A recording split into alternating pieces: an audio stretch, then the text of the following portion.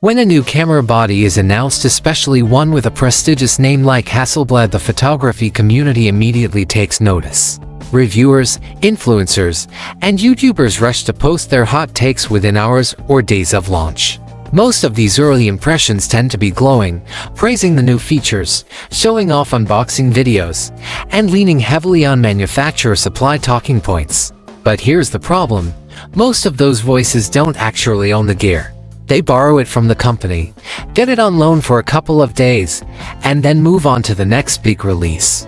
What you rarely hear are long-term, in the trenches experiences from photographers who have shelled out their own money and used the camera in real-world conditions. That's what this article is about.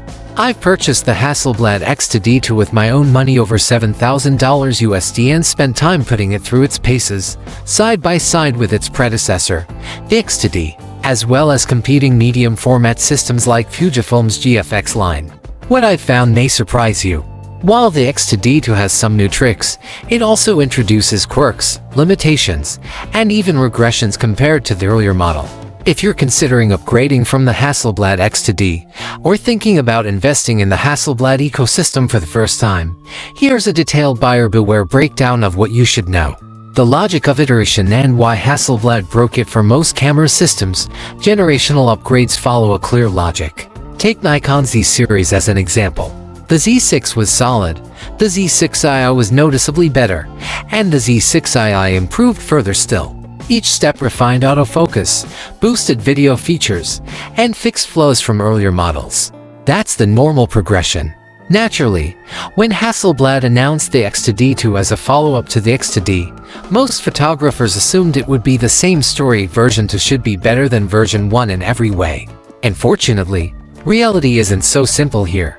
In several critical respects, the Hasselblad X2D outperforms the newer X2D2. And when you're spending over $7,000 on a body before adding costly lenses, that's a tough pill to swallow.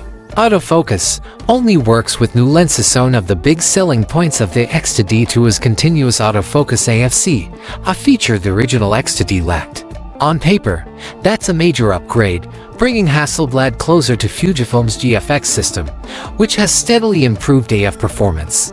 But here's the catch: AFC only works if you use the newest generation X2D lenses. If you attach older, legacy X2D glass lenses, many photographers have invested thousands of dollars in, you'll find the option for AFC grayed out in the menu. No matter how many firmware updates you run, it won't unlock. That effectively makes older lenses partially obsolete. Yes, they still work, but not with the headline feature of the new body. If you want to use continuous autofocus, you're forced to buy the newer lenses. And they're not cheap. Each one can cost anywhere from $3,000 to $5,000 depending on focal length. For photographers with a shelf full of older Hasselblad lenses, this feels like a deliberate push to repurchase gear. It's less about technical limitations and more about a shift in design or supplier strategy. And that leads us to the next problem: interval shooting. The step backward as someone who regularly shoots lightning storms and time lapses, I rely heavily on a camera's interval timer. The X2D allowed intervals as short as 2 seconds, which was perfect for capturing fast-changing scenes. The X2D2, however, limits you to a minimum interval of 7 seconds out of the box. After a firmware update, Hasselblad improved it slightly to 5 seconds, but that's still far too slow for serious time-lapse or lightning work. By comparison, Fujifilm's GFX 1.0 allows intervals as short as 1 second, giving far more flexibility. Why would Hasselblad impose such a restriction? It's unclear, but in practical terms, it means you could miss critical frames: lightning bolts, sudden cloud shifts, fleeting light because the camera simply won't fire quickly enough. The monitor downgraded display quality. One of the joys of the Hasselblad X2D was its beautifully accurate rear monitor. Colors were vibrant yet true to life, giving you confidence that what you see is what you get. On the X2D2, however, the monitor suffers from a strange bluish cast. Browns don't look brown, subtle tones shift slightly, and overall the display feels less faithful. This isn't just a one-off defect. I tested multiple bodies at a camera shop, along with different lenses, and the issue was consistent across all X2D2 units. Turning off auto brightness and adjusting the screen manually helps a little, but doesn't fully resolve the issue. The likely explanation: Hasselblad switched display suppliers. If true, this is a hardware-level change, meaning no firmware update can fix it. And when you're paying for a premium camera known for color science, an inaccurate monitor is a serious flaw. HDR mode: arbitrary and confusing. Hasselblad added HDR capture to the X2D2, but its implementation is puzzling. Here's what I discovered: in manual mode, HDR is unavailable, it's simply grayed out. In aperture priority or shutter priority, it becomes available, but only when shooting JPEG or RAW+JPEG. In RAW-only mode, HDR doesn't function. For photographers like me who prefer to shoot in full manual and RAW, this makes HDR essentially useless. The X2D didn't have HDR at all, so at least expectations were clear. The X2D2 technically adds it, but in such a limited and arbitrary way that it feels unfinished. Why design it this way? I can only speculate, but it adds unnecessary frustration for users who shoot primarily in manual control. The lens ecosystem: obsolescence by design. One theme runs through these issues: the slow sidelining of older X2D lenses. Continuous autofocus doesn't work with them.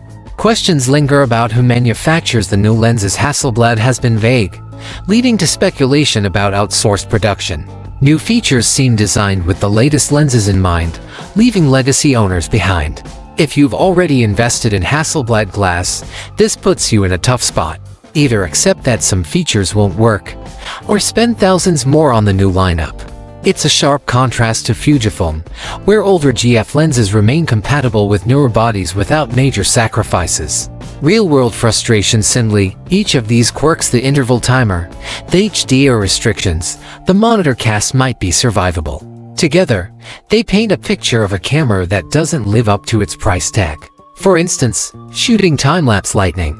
You'll miss key strikes because of the 5-second minimum interval. Using older lenses, you lose AFC entirely. Rely on accurate live view color.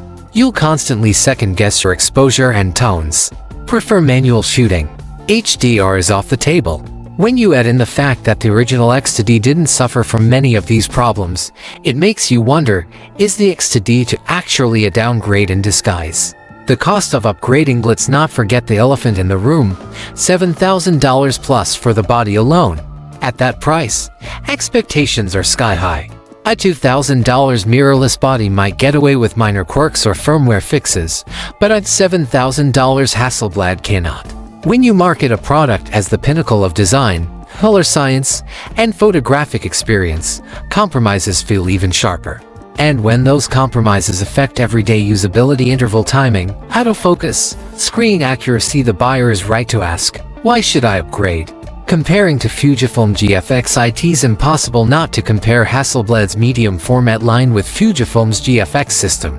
Price: a Fujifilm GFX 1 OS to cost significantly less than the X2D2, often under $5,000. Lens ecosystem: Fuji's GF lenses are plentiful, reasonably priced for medium format, and consistently compatible across generations. Autofocus: Fuji has steadily improved its AF performance, including continuous AF, across both new and older lenses. Interval shooting: Fuji allows intervals as short as 1 second. Hasselblad still holds an edge in industrial design and, to some, color rendering. But if usability and reliability are top priorities, Fujifilm increasingly feels like the safer investment. Should you buy the X2D2? Here's the bottom line: if you already own an X2D, think twice before upgrading. You may actually lose functionality, e.g., shorter interval shooting, more accurate display in exchange for quirks like HDR and AFC that only fully work with new lenses. If you're new to Hasselblad, you won't know what you're missing from the X2D, and you may be happy with the X2D2. But be prepared for expensive lens purchases and a few usability compromises. If you're considering Fujifilm GFX, don't overlook it. For many working photographers, Fuji offers better value, more flexibility, and fewer hidden frustrations. At the end of the day, Hasselblad remains a luxury brand. For some, owning one is as much about prestige as performance. But for photographers who prioritize practicality, the X2D2 raises more red flags than it should. Final thoughts: cameras are tools, but they're also long-term investments. When you spend $7,000 or more, you expect a tool that improves your craft without hidden caveats. The Hasselblad X2D2, unfortunately, undermines that trust by introducing regressions, limiting compatibility, and downgrading aspects that were strengths in the X2D. That doesn't mean it's a bad camera. The files it produces are still stunning.